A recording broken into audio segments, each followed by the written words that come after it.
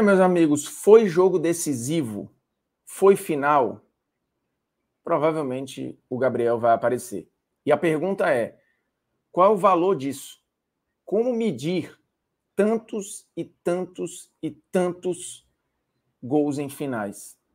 E que deram uma grande vantagem para o Flamengo na decisão da Copa do Brasil contra o Atlético Mineiro. A finalíssima agora será em Belo Horizonte, depois do 3-1 no Rio de Janeiro, um jogo que teve como personagem, obviamente, o Gabriel. E fazia muito tempo que ele não era um protagonista do Flamengo. E voltou a ser quando mais precisaram dele, né? Nunca pensei em ser perfeito, mas vou correr pelo direito. Fala, moçada, beleza? O Bruno Formiga, nada mais, convidando você aí a se inscrever no canal, tocar na notificação, deixar o seu like, seu dislike, comentar o conteúdo, compartilhar o conteúdo aí nos seus grupinhos de WhatsApp, porque vamos falar da final da Copa do Brasil, que obviamente tem o Gabriel como o grande personagem, até porque ele participou dos 3 gols na vitória por 3-1. O primeiro, ele faz a ultrapassagem e chuta, cruza e gera o rebote para o gol do Arrascaeta, e os outros 2 gols ele que faz, não são 2 gols simples, né? Tem gol de movimentação, tem gol de muita precisão e tem gol de quem adora decidir, e isso é imensurável, é uma valência, é uma característica, é uma qualidade de jogador que você não consegue medir muito, você não consegue fazer isso passar pelos olheiros, você não consegue... É algo do cara. E que, obviamente, quando você faz uma triagem estatística, isso fica muito claro, né? O tamanho dos gols, o poder desses gols, porque o Gabriel chegou a 16 gols em finais só com a camisa do Flamengo, na carreira como um todo. São 17, porque ele tem gol ainda em final pelo Santos, e ele já se torna aí um dos 7 maiores artilheiros em finais na história do futebol, mostrando que é um cara que, de fato, gosta de decidir. Num jogo que foi equilibrado, num jogo que foi bom, porém, talvez o 3-0 que estava se desenhando fosse um pouco exagerado. E o 3-1 acho que diz um pouco mais do que foi o jogo, porque o Flamengo dominou boa parte do jogo, e acho que na reta final, até por um recolhimento natural e uma pressão mais robusta assim do Galo, o Galo acabou fazendo um gol, e depois do gol até podia ter feito o 3-2. Então acho que o 3-1 desenha o que foi a superioridade do Flamengo, que aconteceu. Não foi um massacre, não foi um amasso, mas foi um jogo de superioridade do Flamengo, um jogo de mais chances, um jogo mais lúcido, e do outro lado um Galo que não teve tanto o brilho dos jogadores que vinham decidindo, não teve um grande jogo do Paulinho, não teve um grande jogo do Hulk.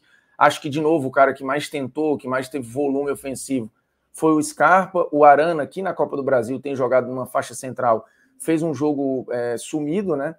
E o Flamengo acabou fazendo um gol numa construção muito bonita, muito consciente no gol do Arrascaeta.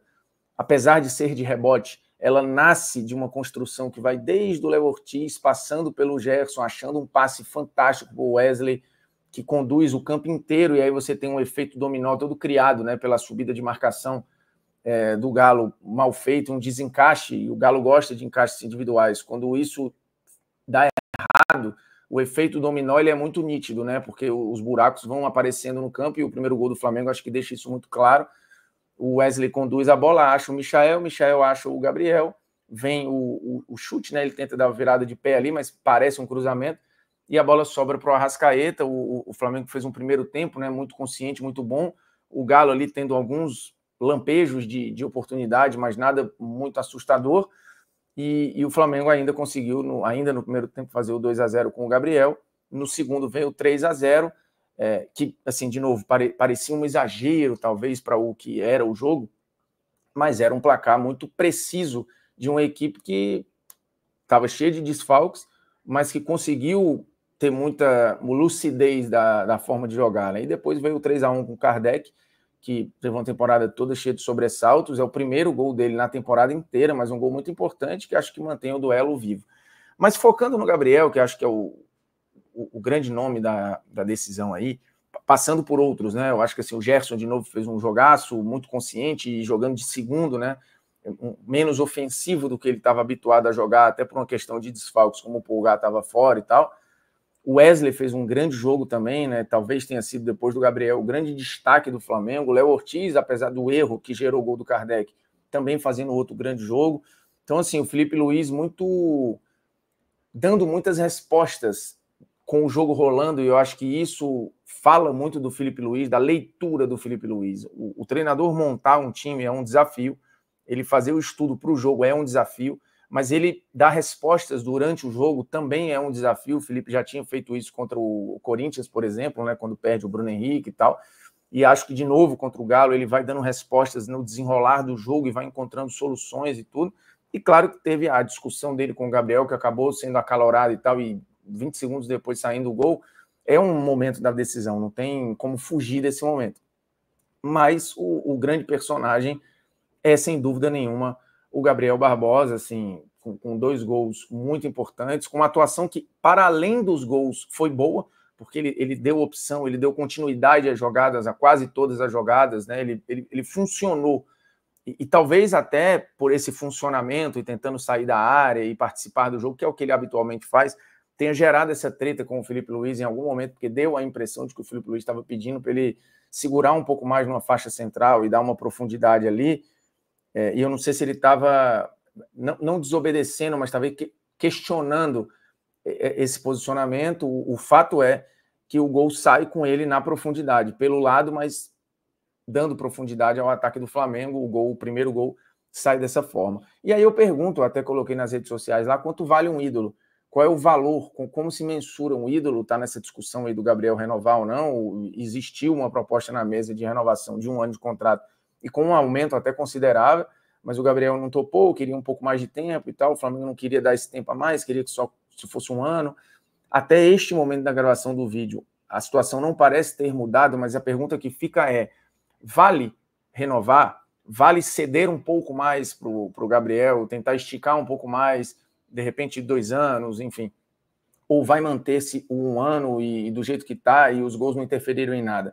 Porque, de novo, assim, o Gabriel teve um ano ruim, ele foi reserva em boa parte dele, mas meteu 2 gols que podem valer o principal título do Flamengo em 2024. E aí como é que você se calcula isso? Difícil, né? A verdade é que ele atinge o coração do rubro-negro como ninguém. E não adianta racionalizar o custo-benefício, porque é impossível ter um resultado exato dessa conta. Você nunca vai chegar a um número exato. Nunca.